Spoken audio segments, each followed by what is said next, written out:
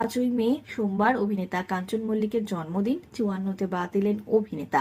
এই দিনটিকে বিশেষ করতে খামতি রাখলেন না অভিনেত্রী শ্রীময়ী চট্টরাজ। দুপুরবেলা এলাহি খাওয়ার আয়োজন করেছিলেন অভিনেত্রী, আর সন্ধ্যেবেলা হয়েছে সেলিব্রেশন।